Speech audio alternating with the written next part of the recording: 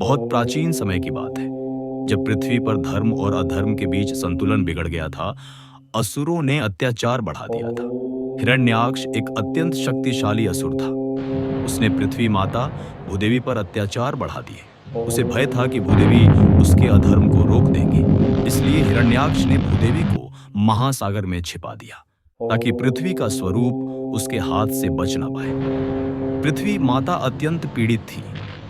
उन्होंने ब्रह्मा और देवताओं से मदद मांगी। देवता डर और असमर्थता के बीच थे, क्योंकि हिरण्याक्ष अत्यंत शक्तिशाली था। वराह अवतार और हिरण्याक्ष व धरती माता की प्रार्थना सुनकर भगवान विष्णु ने वराह अवतार लिया। वराह का रूप सुअर जैसा था, शक्तिशाली और तेजस्वी। उन्होंने समुद्र में जाकर भूदेवी को मुक्त किया और हिरण्याक्ष का वध किया। भूदेवी धरती माता पुनः सुरक्षित लौट आई। इस घटना के समय ही उनका गर्भ दिव्य शक्ति से भरा हुआ था, और इसी गर्भ से भविष्य में जन्म लेने वाला था नरकासुर। भूदेवी के गर्भ से नरकासुर का जन्म हुआ। वह विशेष बालक था, दिव्यता, शक्ति और तेज का अद्भुत मिश्रण।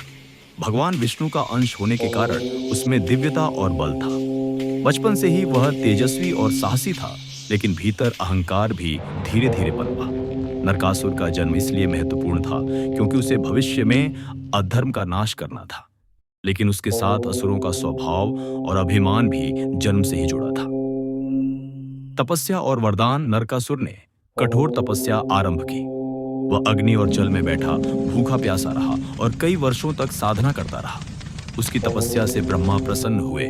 ब्रह्मा प्रकट हुए और पूछा, पुत्र, बताओ तुम्हें कौन सा वरदान चाहिए। नरकासुर ने कहा, मुझे ऐसा वरदान दीजिए कि कोई देवता, कोई असुर या कोई मनुष्य मुझे न मार सके। केवल मेरी माता या उनकी शक्ति ही मुझे मार सके। वरदान मिलने के बाद नरकासुर अभिमानी बन गया। उसे लगा अब कोई भी उसे नहीं हरा सकता। वरदान के बाद नरकासुर ने अपनी राजधानी प्रागज्योतिषपुर बनाई, जो आज का असम है। नगर सोने, रत्न और रत्नाभरणों से भरा था। उसने विशाल सेना तैयार की और तीनों लोकों में अत्याचार फैलाया। सबसे बड़ा अत्याचार था 16,000 राजकुमारियों का अपहरण। ये राजकुमारियां अलग अलग राज्यों और रियासतों से थीं। नरकासुर ने उन्हें अपने किले में कैद कर लिया। उनका उद्देश्य उन्हें दासियों के रूप में रखना और अधर्म फैलाना था। तीनों लोग भयभीत थे। देवताओं ने इंद्र के नेतृत्व में युद्ध किया, पर नरकासुर के वरदान के कारण कोई उसे नहीं हरा सका। अंततः देवताओं ने श्री कृष्ण से मदद मांगी। कृष्ण ने कहा, नरकासुर भूदेवी का पुत्र है, उसका अंत भूदेवी के अंश से ही होगा। श्री कृष्ण ने अपनी पत्नी सत्यभामा को अपने साथ लिया। सत्यभामा भूदेवी का अंश थी। दोनों गरुड़ पर बैठकर प्रागज्योतिषपुर की ओर बढ़े। नरकासुर का किला अजेय था। चारों ओर अग्नि और जादू के कवच थे। कृष्ण ने सुदर्शन चक्र से कवच तोड़ा। गरुड़ ने पंखों से असुरों को हवा में उछाला। सत्यभामा ने धनुष से बाण छोड़े। नरकासुर के सेनापति मुरासुर ने 5 मुखों और 5 गदाओं से हमला किया। कृष्ण ने सुदर्शन चक्र चलाकर मुरासुर के 5 सिर काट दिए।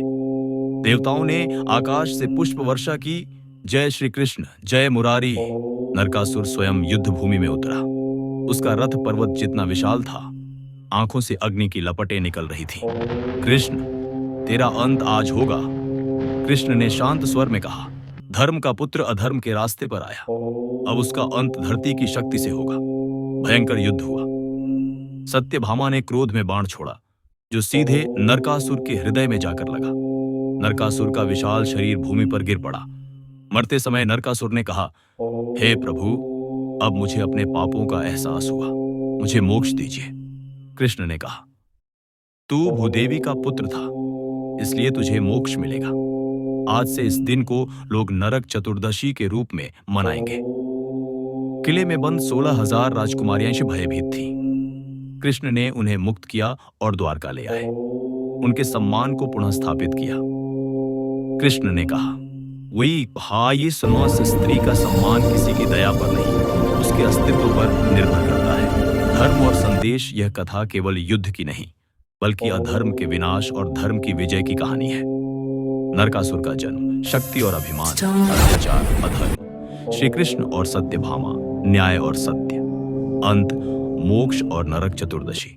जब भी दीप जलते हैं, यह याद दिलाते हैं कि अधर्म चाहे कितना भी बड़ा क्यों ना हो, सत्य अंततः विजयी होता है। तो दोस्तों, कृष्ण भगवान की 16,000 रानियां और नरक चातुर्थी के बारे में पता और कौन सा कहानी जानना चाहते हैं? नीचे कमेंट बॉक्स में हमें जरूर बताएं। जय श्री कृष्णा।